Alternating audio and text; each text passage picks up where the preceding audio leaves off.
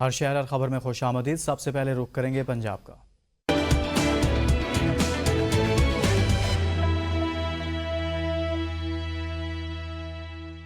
فیصل آباد سے خبر ہے، مہنگائی کی چکی میں پستی ہوئی عوام کے بعد تاجر برادری بھی کاروبار پر بجلی گیس کے بلوں پر پریشان ہے۔ تاجروں کا کہنا تھا کہ ٹیکسز لگانے کے بعد اسموگ کی وجہ سے سمارٹ لاک ڈاؤن لگانے سے کاروبار متاثر ہو رہا ہے۔ مزید دیکھتے ہیں نسیم شاہ کی یہ رپورٹ۔ مہنگائی سے عوام کے ساتھ ساتھ تاجر برادری بھی نہایت پریشان۔ پہلے ہی بجلی اور گیس کے بھاری بلوں اور مختلف ٹیکسز کے بعد سموگ کے نام پر سمارٹ لاک ڈاؤن لگانے سے رہی سہی کسر بھی نکل گئی۔ فیصل آباد کے تاجروں کو سزا نہیں دینی چاہیے، ان کو ریلیف دینا چاہیے تاکہ یہ اپنے کاروبار پہ مصروف ہوں، اچھے طریقے سے یہ ٹیکس دیں تاکہ آنے والے وقت میں پاکستان بہتری کے سلسلے میں جائے۔ دیکھیں ابھی تو الحمدللہ پاکستان اپنے عروج پہ جانا شروع ہو گیا ہے اور جائے گا۔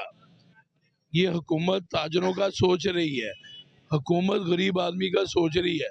صرف بجلی کے بلوں پہ ریلیف دیں اور سموگ کا کام ختم ہو چکا ہے، اس کے بارے میں یہ لاک ڈاؤن ختم کریں فیصل آباد سے تاکہ آنے والے وقت میں بہتری سے بہتری کا نظام چل سکے۔ اکثر میں لوگوں کی قوت خرید ختم ہو چکی ہے کیونکہ مہنگائی آسمان سے باتیں کر رہی ہے۔ پاکستان کی ترقی کے لیے تیار ہیں، مگر حکومت کو چاہیے کہ تاجر برادری کو ریلیف دیتے ہوئے ان کا اعتماد بحال کرے۔ ایسے اقدامات کیے جائیں جس سے مہنگائی اور بجلی اور گیس کنٹرول کیا جائے۔ اس سے کاروبار بھی چلے گا، عوام بھی خوشحال ہوگی اور پاکستان مزید ترقی کے راستے پر گامزن ہوگا۔ بھاری بھرکم بجلی اور گیس کے بل اور میجر ٹیکسز سے عوام کے ساتھ ساتھ تاجر بھی متاثر ہو رہے ہیں۔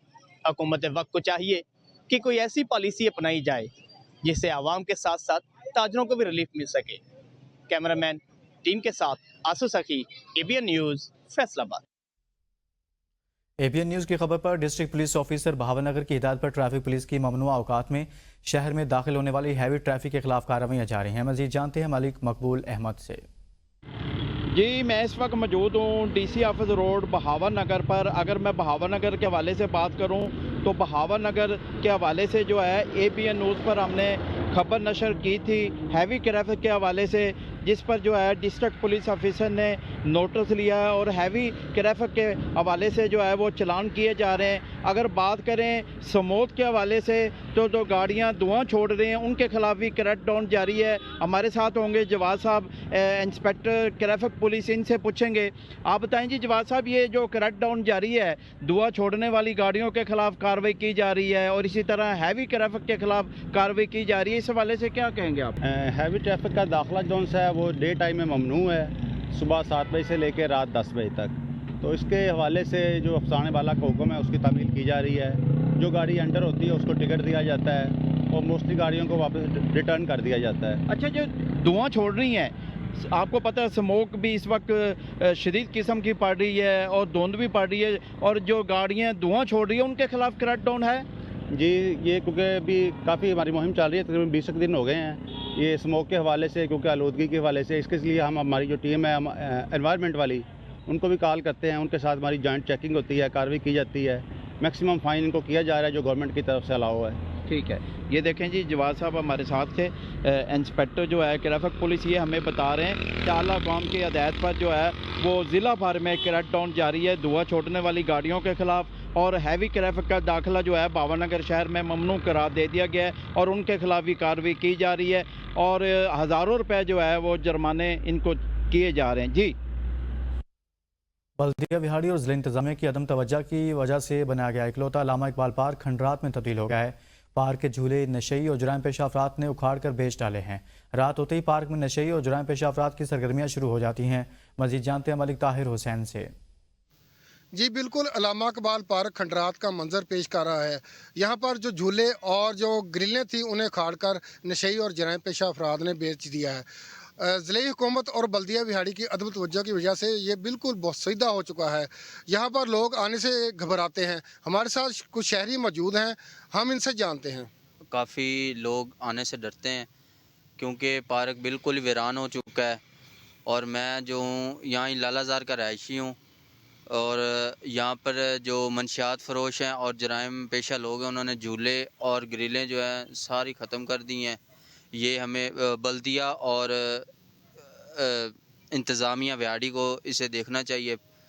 और यहाँ का जो चपरासी है उसे तनख्वाह बाकायदगी से दी जा रही, लेकिन वो भी इस चीज़ की रखवाली नहीं कर रहा। जिनका कहना है जो इसका रखवाली करने वाला पीएन है वो भी यहाँ पर मौजूद नहीं, घर बैठा तनख्वाह ले रहा है। और जो इंतज़ामिया है उसे चाहिए कि ये इकलौता पार्क है इस इलाके का, इसकी जो देखभाल की जाए और इसे दोबारा से तामीर किया जाए। जी।